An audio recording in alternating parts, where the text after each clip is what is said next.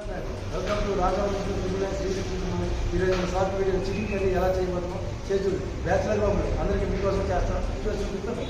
చెంచా సాల్ట్ వేసుకుందాం ముక్కలకి, అర చెంచా సాల్ట్ వేసుకుందాం ముక్కలకి బాగా మిక్స్ చేసి కలిపి కొంచెంసేపు నానబెడదాం. చెంచా కారం వేసుకుందాం, బాగా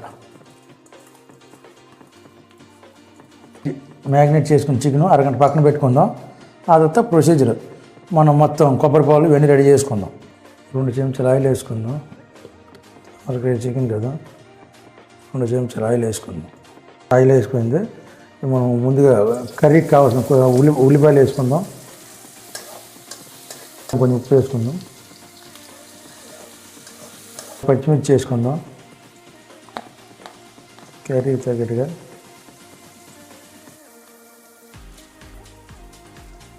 కొంచెం కర్రీ ఒక 2 రెమ్మలు వేసుకుందాం. అల్లం వెల్లుల్లి పేస్ట్ వేసుకుందాం. అల్లం వెల్లుల్లి పేస్ట్ పచ్చివాసన పోయి మారుకుంటూ వేసుకుందాం. మ్యాగ్నేట్ చేసిన చికెన్ వేసుకుందాం. ఓకే,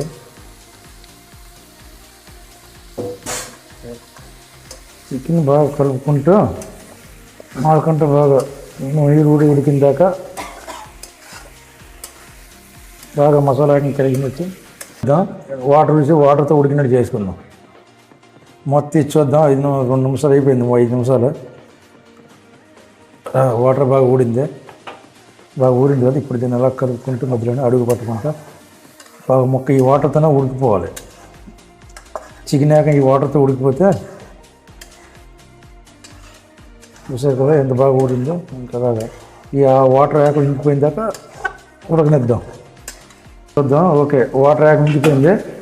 ఓకే, చూసారా అలాగా వాటర్ యాక్ ఇంకిపోయింది. ఇప్పుడు దీనికి మనకు కావాల్సిన ఐటమ్స్ వేద్దాం. కారం, ఓకే కారం వేసుకున్నాం, బాగా కలుపుకుందాం. ఇప్పుడు కొంచెం పసుపు వేసుకుందాం. ఓకే, కలిపించుకుందాం.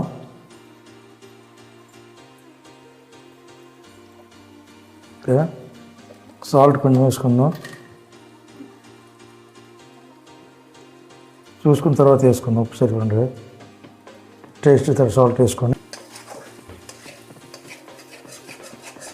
చేసుకుందాం. మనం ముందుగా వేసుకున్న మసాలా, పచ్చి మసాలా పేస్ట్ బాగా కలపనిద్దాం.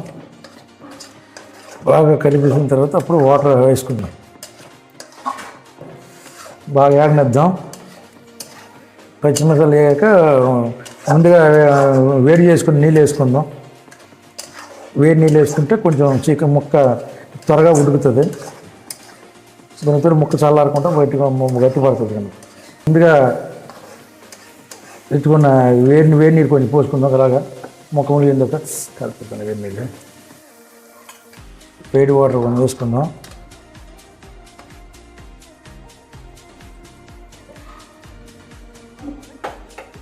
మంటను మీడియం ఫ్లేమ్లో పెట్టేసి కొంచెం బాగా ఉడకనిచ్చేద్దాం.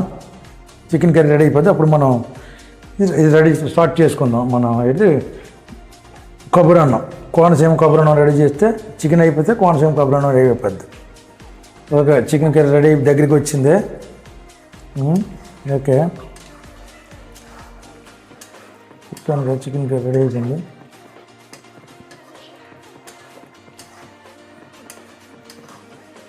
చికెన్ కర్రీ రెడీ అయిపోయింది.